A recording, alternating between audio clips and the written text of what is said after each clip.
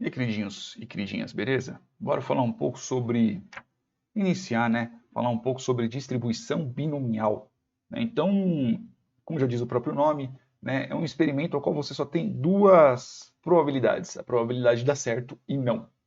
Então, a distribuição binomial, ela tem algumas regras. Por exemplo, ela tem uma quantidade fixa de tentativas. Então, ela tem uma quantidade fixa de tentativas.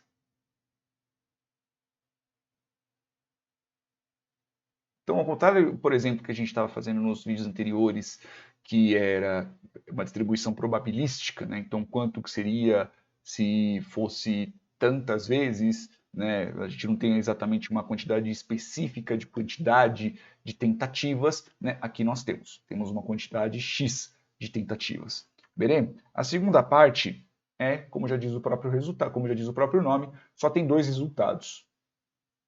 Resultados.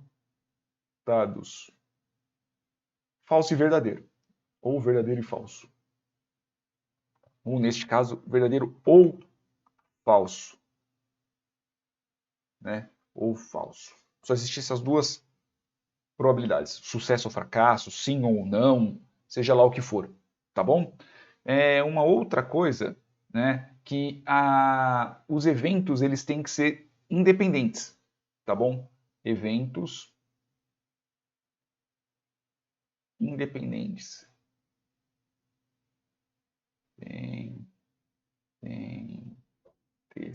Eles são eventos independentes. Então, quando você está tratando. Se o evento não for independente, ou esses N eventos não forem independentes, ou se chegar em alguma hora um acabar atrapalhando o outro, não é um evento binomial, tá bom? E quando nós estamos falando sobre a variável aleatória, que neste caso é o x, né? O x ele determina a quantidade de vezes, a quantidade de tentativas que tiveram sucesso, perdão. X determina a quantidade de sucessos. O que isso quer dizer? Vamos para um exemplo bem simples, tá bom? Imaginemos que nós vamos jogar uma moeda, sei lá, 10 vezes. Ok, moeda. Nossa, que M feio da bexiga. Moeda, tá bom? E aqui é um D mais feio, parece um P. Pronto. Continua mais feio ainda. Espera aí. Moeda. Pronto. Nós vamos jogar essa moeda 10 vezes, a mesma moeda 10 vezes, tá bom? E vamos contar a quantidade de caras. Quantidade de caras. Então, veja que aqui nós temos os 4 pontos, né? Então nós temos a quantidade fixa de tentativas, que serão 10 vezes. Beleza? O resultado é verdadeiro ou falso. Né? Não estou contando a quantidade de caras e quantidade de coroas. Estou contando a quantidade de vezes que vai cair cara.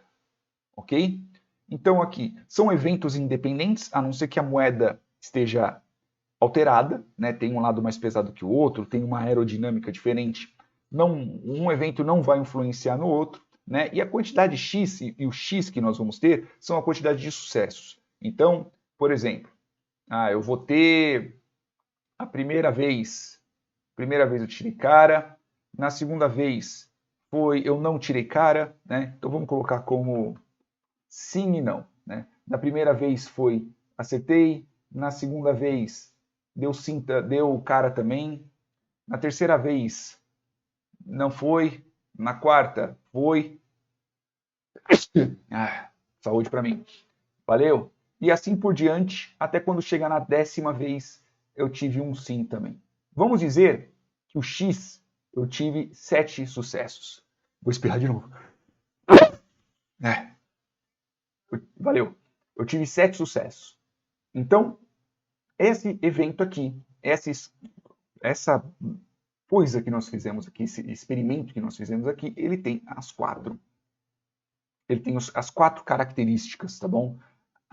Um outro exemplo, voltando para a parte do baralho. Digamos que eu tenha, por exemplo, eu tenho lá o baralho, né, com 52 cartas. Tenho lá o baralho com 52 cartas. E agora é o seguinte, eu vou puxar 4 vezes, tá bom? Vou puxar 4 cartas, a quantidade que eu vou fazer isso será 4. E eu quero ver quantas vezes eu consigo tirar uma rainha, beleza? Quantas vezes eu consigo tirar uma rainha. Só que é o seguinte, eu vou tirar a carta, vou ver qual que é o naipe, vou ver qual que é a carta, devolvo pro baralho, tiro outra, vejo, devolvo pro baralho, tiro outra, vejo, devolvo pro baralho, tá bom?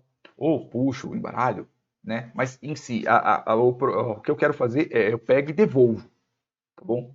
Então assim, toda vez que eu puxar, eu vou ter o quê? Eu vou ter 1 sobre 13, né? Que é a mesma coisa que 4 sobre 52, tá bom?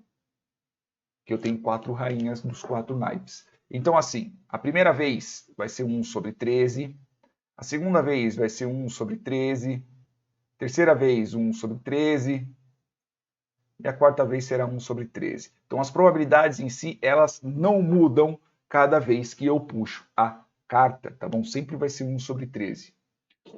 E aí eu vejo, vamos dizer que no fim das contas eu acabe tirando uma carta. Das vezes que eu puxei, eu tirei uma.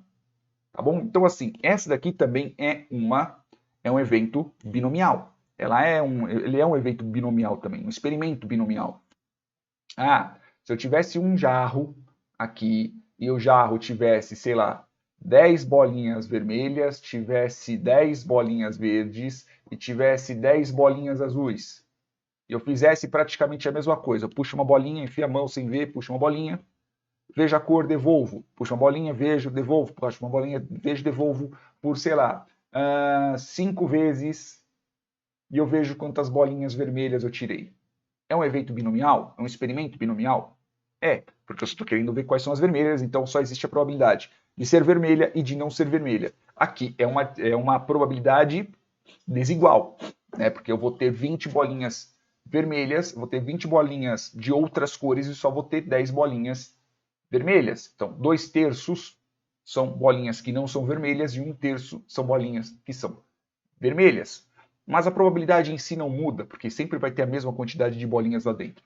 Agora, se eu puxo uma bolinha, continuando que eu vou fazer isso 5 vezes, puxo uma bolinha, vejo a cor. Se for vermelha, beleza. Se não, eu não conto como sucesso. Eu tiro essa bolinha fora, enfio a mão de novo, enfio a mão para pegar as bolas. Quando eu puxo, né, a quinta série batendo. Na hora que eu vejo qual cor que é. Mas só que assim, toda vez que eu fizer, mesmo tendo uma quantidade fixa de vezes, eu sempre tiro essa bolinha e tiro ela do jarro. Então, assim, da primeira vez eu vou ter 1 sobre 30, né? Eu vou ter a quantidade lá de 10 sobre 30, né? 1 sobre 13.